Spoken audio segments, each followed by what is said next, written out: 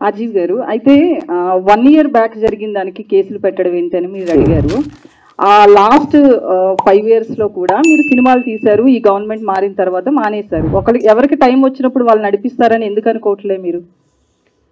ఎవరికి టైం వచ్చినప్పుడు వాళ్ళు నడిపిస్తారంటే ఏం నడిపిస్తారు? అంటే మీరు పొలిటికల్ మూవీస్ చేయనన్నారు కదా, ఇప్పుడు కూడా చెయ్యొచ్చు కదా. ఎందుకు చేయాలి? మూవీస్ చేయడానికి నా రీజన్. అప్పుడు భయపడ్డారు అనుకోవచ్చు కదా దాన్ని. నేను చెప్పింది ఎప్పుడు వ్యూహం రిలీజ్ అవ్వక ముందు చెప్పాను, నేను ఇంకా పొలిటికల్ మూవీస్ చేయను. ఎందుకు చేయని చెప్పానంటే నాకు ఆ సెన్స్ ఆర్ డీలేస్ అంతా చిరాకేసింది. అది ఇది అన్ని చెప్పి నా మొత్తం టైం 1 year వేస్ట్ అయిపోయింది దాంట్లో.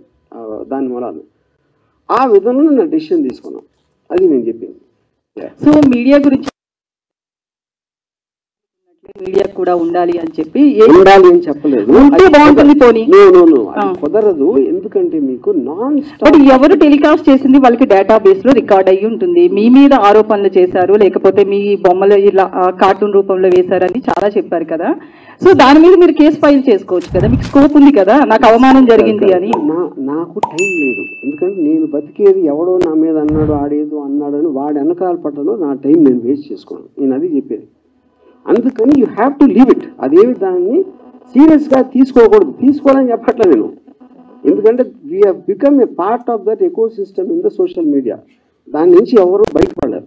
అప్పుడేంటి, అది మనం ఏం చేయలేం కాబట్టి దాంతోపాటు we have to adapt to it. అది నేను చెప్పింది. వర్మ గారు, ఈ మొత్తం ఎపిసోడ్ అంతా కూడా మిమ్మల్ని బాగా డిస్టర్బ్ చేసినట్టుంది. సో ఇప్పుడు ఇదేంటంటే అది నేను ఎలా ఉన్నాను అనేది మీ దృష్టిలో ఫీల్ అవుతుంది. ఇప్పుడు ఫర్ ఎగ్జాంపుల్ నేను ఒక చిన్న ఎగ్జాంపుల్ వేస్తాను. నాగార్జున చాలాసార్లు అక్కడ కూర్చున్నాడు. నాగార్జునకి ఏదైనా హిట్ వచ్చినప్పుడు ఏమన్నారంటే కొంచెం ఏమో తేజస్సు ఉన్నాడు, స్పెషల్గా ఉంటాడు, అందుకని చూడండి ఎంత అలా అని చెప్పేవారు. ఫ్లాప్ వస్తే దిగాలుగా కూర్చున్నాడండి, అది ఎవరు వెళ్ళట్లేదేమో పాపం అనేవారు. ఇంకో దాంట్లో చేస్తే ఇంకో దాంట్లో.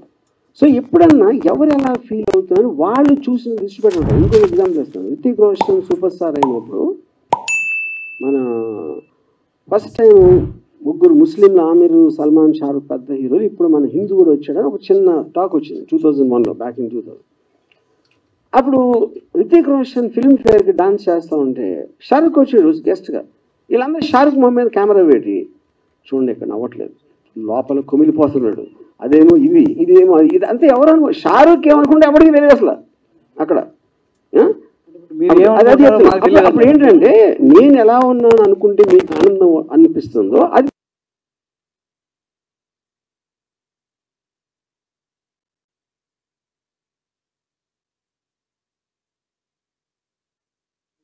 భయపడ్డారు, అందుకే వేలేసాడు. ఏంటో తెలుసుకోవడానికి వేలేసాడా లేదా భయపడి వేలేసాడా? పోలీసులు అరెస్ట్ చేస్తారు ఏం చెప్పలేదు మీడియాకు, అందుకోసమే పోలీసులు వచ్చింది దేనికోసమో తెలియదు, కానీ మీడియా అరెస్ట్ అనేది ఒక ప్రాపగండా సృష్టించింది అనేది వర్మ మాట. కానీ దాని వెనకాల భయపడి యాంటిసిపేట్ వేలేసారు వర్మ అనేది ఒక మాట. సో దీనికి సమాధానం ఏంటి? నీకు తెలుగు రాదో, నీకు బుర్ర లేదు నాకు తెలియట్లా. నేను రాగానే ఇది ఒక్కటే చెప్పా. ఫస్ట్ మొత్తం పోస కూర్చున్నట్టు జరిగింది, నా కారణం ఏంటి అని చెప్పాక మళ్ళీ అడిగితే ఏంటి నేను చెప్పేది? యాంటిసిపేటరీ బెయిల్ రీజన్ చెప్పాను, అక్కడ జరిగింది ఏంటో చెప్పాను, పోలీసులు ఇంతవరకు నాకు టచ్లో కూడా రాలేదని చెప్పాను, 10లోకి రాలేదని చెప్పాను. మళ్ళీ అది అడిగితే ఏం చేయాలి? నేను నోటీస్కి రిప్లై ఇచ్చని చెప్పాను కదండి. రిప్లైలో ఏమి ఇచ్చారో చెప్పాను. ఎస్ హియర్ అండి. ప్రతిదానికి స్ట్రైట్ గా మాట్లాడేటటువంటి ఆర్జీవి పోలీసుల విచారణకు సంబంధించి మాత్రం వెళ్ళలేదు, యాంటిసిపేటరీ బెయిల్ వచ్చింది, it's fine. At the same time పోలీసులు సెకండ్ టైం నోటీసులు ఇవ్వడానికి డెన్ వద్దకు వచ్చారనేది క్లియర్ కట్ సమాచారం. సెకండ్ టైం కాదండి, సెకండ్ టైం వేరే డేట్ ఇచ్చారు ఫస్ట్ అయిపోయిన తర్వాత.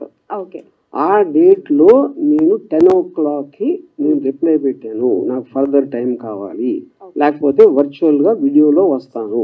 ఓకే, ఎప్పుడు రాని ఫోన్ ఎందుకు స్విచ్ ఆఫ్ వచ్చింది? అది చెప్పాను. ఓకే, అది నేను చెప్పలేదు ఇందాక. నేను 2 o'clock వరకు నా ఫోన్ స్విచ్ ఆన్లో ఉంది. ఓకే, దాని తర్వాత ఇది వాళ్ళు వచ్చింది 10:30కి. 2 o'clock స్విచ్ ఆన్ చేసిన దానికి ఒక్కటి మీడియా వాళ్ళు విపరీతంగా అందరూ ఫోన్ చేసి ఏమైపోతుంది, పోలీసు ఎందుకు వచ్చారు, బ్లా బ్లా బ్లా బ్లా బ్లా, ఇది అది నా వర్క్ ఉంది.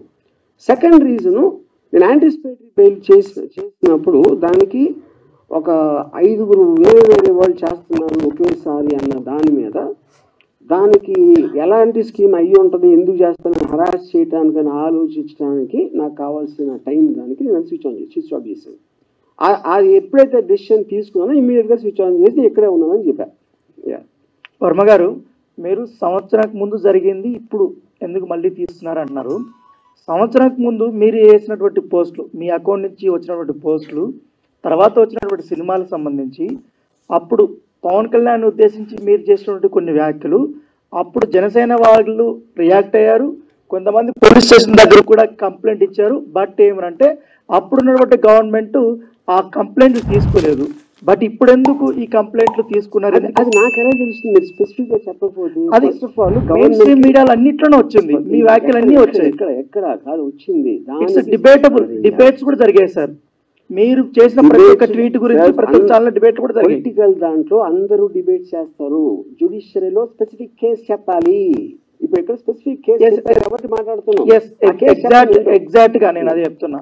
మీరు పెట్టినటువంటి 3 గాడిదలకి ఆ ఫోటోలు పెట్టారు కదా, 3 ఫోటోలు, అదేను వ్యూహం సినిమాలో పవన్ కళ్యాణ్ పోలినటువంటి వ్యక్తి పెట్టి అక్కడ ఉన్నటువంటి సందేశాలు కానీ వ్యాఖ్యలు కానీ వాటి మీద జనసేన వాళ్ళు మీ డెన్ దగ్గరకు వచ్చారు, మీ పైన ఆరోపణలు చేశారు,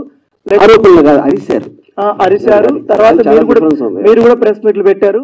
వాళ్ళు కేసులు పెట్టా కూడా కేసులు తీసుకునేది అప్పుడు ప్రభుత్వం. నేను అదే అంటున్నా, ఆ కేసు ఎక్కడ పెట్టారు నాకు ఎట్లా తెలుసు? ఆంధ్రాలో విజయవాడలో పెట్టారు. వచ్చి అరిసింది డెన్ దగ్గర. ఎక్కడ పెట్టారు కేసు చెప్పండి, ఏ స్టేషన్ లో చెప్పి పెట్టారు?